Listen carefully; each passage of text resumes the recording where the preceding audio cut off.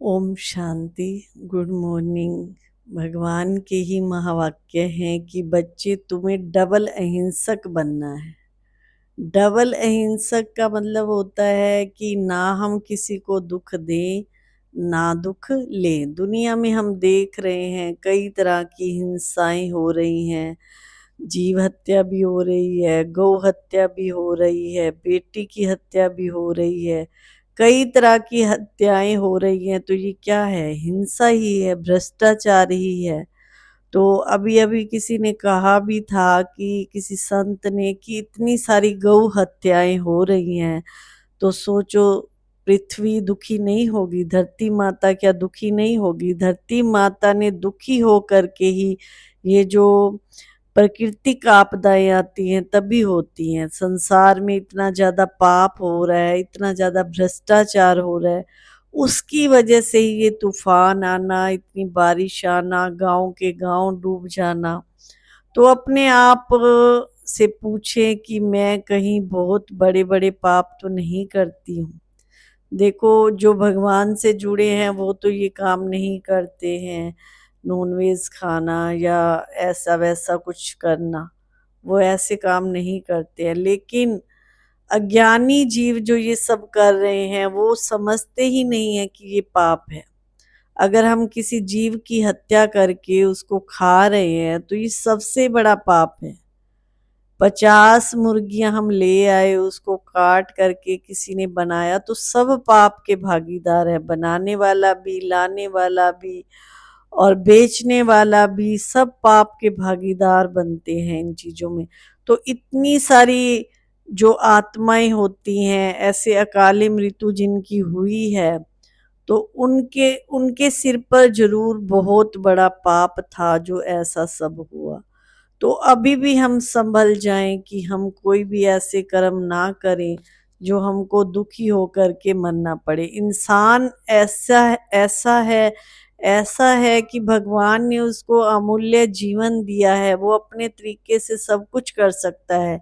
लेकिन अगर वो गलत करेगा तो उसको गलत मिलेगा, अच्छा करेगा तो अच्छा मिलेगा। इसलिए जो भी कर्म हम करें सोच समझ के करें। जैसे कई बार बाबा मुरलियों में कहते हैं, ना दुख दो और ना ही दुख लो। हम लोग जो हैं इस बात का ध्यान देते हैं कि हमारे मुख से कोई ऐसा बोल ना निकल जाए जो दूसरी आत्मा हमारे बोल सुन करके दुखी हो जाए। बड़े बड़े पाप करना तो दूर की बात रही, तो ये छोटी छोटी बातों का भी जो ज्ञान में चलने वाली आत्माएं ध्यान देती हैं।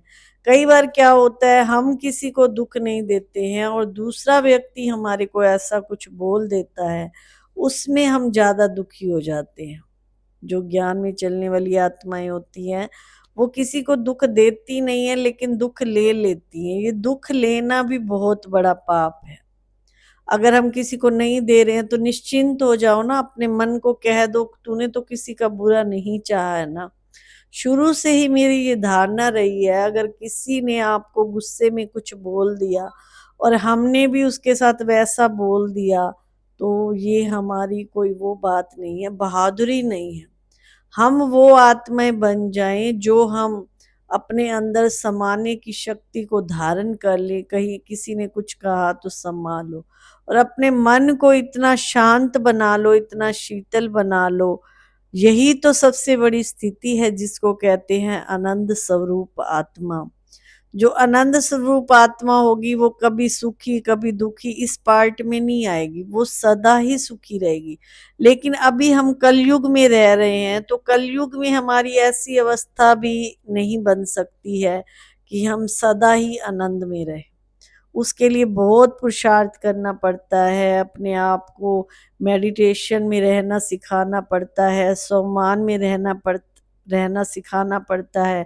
अब ब्रह्मा बाबा जब इस संस्था की स्थापना हुई तो ब्रह्मा बाबा निमित्त बने, तो उन्होंने सोचो कितना अभ्यास किया होगा। दीवारों पे भी उन्होंने लिखा कि मैं शरीर नहीं मैं आत्मा हूँ, किताबों में भी लिखा मैं शरीर नहीं मैं आत्मा हूँ, और भी कई चीजों का अभ्यास करने के लिए उन्होंने बहुत कुछ किया।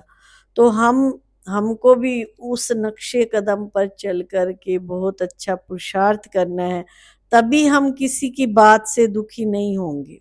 अभी तो हम दुखी हो जाते हैं, किसी ने कुछ कह दिया, तो उसके लिए हमें अंतर्मुखता और एकाग्रता की शक्ति को जमा करना पड़ेगा। जितना हम चुप रहेंगे, मन को भी शांत करना, मन को भी शांत रहना सिखा देंगे, तो उतना इस बात में हम पक्के खरे उतरेंगे कि ना दुख दो ना दुख लो। दुख दे ही नहीं रहे तो फिर लेते क्यों हैं, दुखी क्यों हो जाते हैं।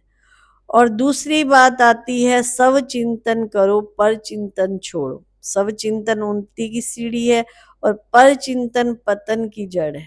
ये एक स्लोगन है, एक अच्छा विचार है। तो अपने आप से पूछे कि मैं पूरा दिन स्वयं के चिंतन में रहता हूँ, खुद का चिंतन कितना करता हूँ, या पूरा दिन ही हम दूसरे के चिंतन में ही लगे रहते हैं। आज इंसान स्वयं से इतना दुखी नहीं है जो दूसरे से दुखी है। दूसरे के बारे में ही सोचता रहेगा, दूसरे के बारे में ही बातें करता रहेगा, तो सोचो मेरा समय कितना पर चिंतन में जा रहा है।